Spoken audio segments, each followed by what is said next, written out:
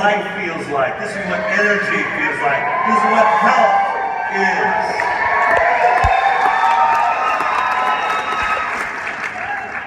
It's been an outrageous year for me and all of us involved in Vaxxed. So I just kind of wanted to take you very quickly through what this whole thing has been like, kind of how it happened, and where I think we're going.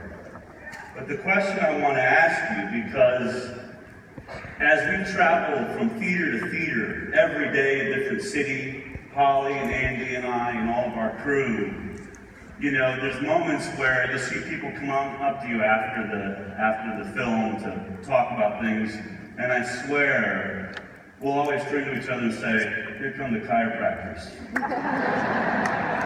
It's like there's this glow in the room. The lights haven't even come up yet, and just this glow is moving towards you. These vibrant, radiant people. Amazing, amazing. These beautiful, shining kids with these clear eyes that look you right in the eye and know what you're going to say before you say it. They're not like any kids you see anywhere else. Your kids are the future superheroes of this nation.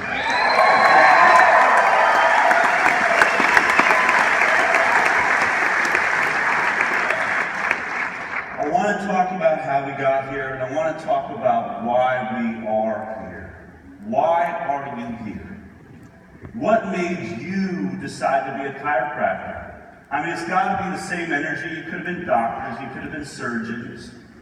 Why chiropractic? What was that moment, or whatever health practice you're involved in, what was that moment that you said, I know what I am now. I know what I want to do. I know who I want to be. I think that that's the question so many people in this nation around the world always struggle with. What is my purpose? I feel really, really blessed to have found my purpose. And so to talk about it, I'm going to say and show you sort of how that happened. So to begin with, let's look at where I was. I was a producer on the daytime talk show, The Doctors. I'd been on Dr. Phil for about 3 or 4 years as a field producer, and then I moved on to their new show, The Doctors, where I'd been for 6 years, celebrating the best that medicine has to offer, best surgeries, cutting-edge techniques. I've shot countless surgeries, been scrubbed into the OR over and over and over again, watched amazingly talented people work. But when it came to vaccines, we had a very specific perspective of what that was and how we told it on The Doctors. And as a pediatrician, that's the last thing I want to see is for people to stop vaccinating, because we'll start seeing kids die of polio. Okay, let me tell you this. We do not need that many vaccines that we need. The chickenpox, I think, can be a parent's choice. The rotavirus, the flu shot that still contains mercury. JB, hepatitis B, go ahead. Wait. The devil is always in the details, and one of the problems with vaccines is they've been so great, people overly generalize about them as if they're only great. We looked at other first world countries. We're 34th in under 5 mortality, behind such luminaries as Cuba and Slovenia. However, we have 36 vaccines. The top 5, which include countries like Finland, Norway, Iceland, average 11 and 13 vaccines. From 1994, we added 8 vaccines to our schedule. There are vaccines like flu, rotavirus, varicella that have only been picked up by 2 or 3 of the other 30 countries. So what do they know that we don't? Why are they picking up vaccines that have been around for 15 years? And why are their autism rates 1 in 1,000, 1 in 1,500, 1 in 2,000? It doesn't take a brain surgeon or an ER doctor to figure out there might be a correlation. You don't want to narrow it's only the vaccines and ignore other potential problems. In my opinion, and this is just me wanting to have an open debate about this, vaccines are really the one thing we have looked at as causing autism. I agree with you. It's completely bogus. That is such a bogus statement. How many vaccines have they looked at in these studies? How many? What's the answer? It's 2. How many ingredients have they studied in 35? What's the answer? It's 1. You've looked at 2 of 36 shots and 1 of 35 vaccines, and you're going to stand on the stage and say that vaccines and autism are unrelated? It is the most bogus tobacco science.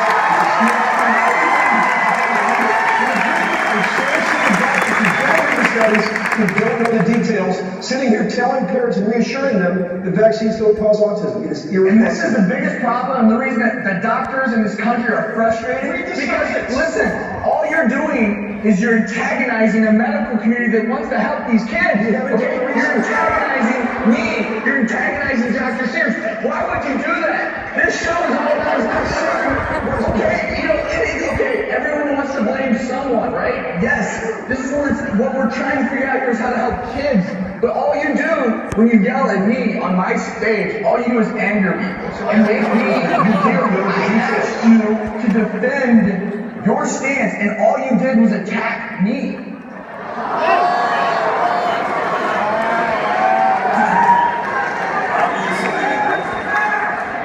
Obviously that didn't go well, and I'm happy to say Jamie Henley is a very good friend of mine now.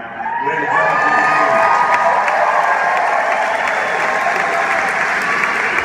I also, for what it's worth, want to say that I did a lot of really brave and brilliant shows that Travis did support. So there are many things that he is willing to talk about: overuse of prescription drugs, environmental poisons, glyphosate. So there are great things about him, but on this topic, like so many doctors, he's been completely brainwashed, will not look at the science, cannot accept it, and that's what you see. And so working on the show, I could do many different types. I was probably the most aggressive and controversial producer on the show. There's 7 producers.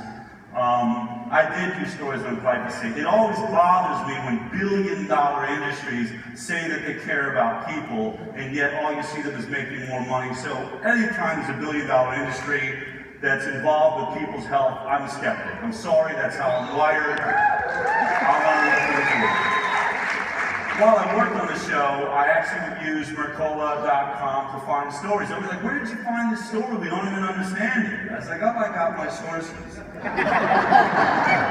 So one of the sources actually I did a show that was very controversial. I won't get into the details of that. But while I was working on it, this doctor said to me, you don't want to have me on your show.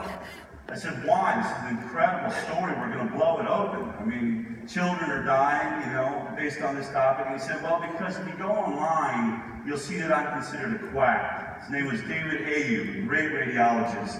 He's done a lot with shaken baby syndrome and things like that. I said, what do you mean a quack? And he said, well, I'm one of these guys that believes that vaccines is causing autism. So that's interesting. And he's like, would you ever do a show like that? I said, you know, we don't really have a very good track record with that topic. And we'd probably be afraid of it. I said, but if something changes, I mean, obviously, we're pretty ensconced in vaccines are safe, vaccines are effective, that's the perspective of the show. So it would take something unbelievable to really shift that. I would need something to change drastically in how we're seeing that. And since you're in the middle of it, please let me know if anything happens. David Ayu, a year and a half later, called me. Said, remember when you told me something big was ever going to happen in autism and vaccines, I should let you know? I said, yes. He said, well, in 2 weeks, there's going to be a whistleblower from the Centers for Disease Control.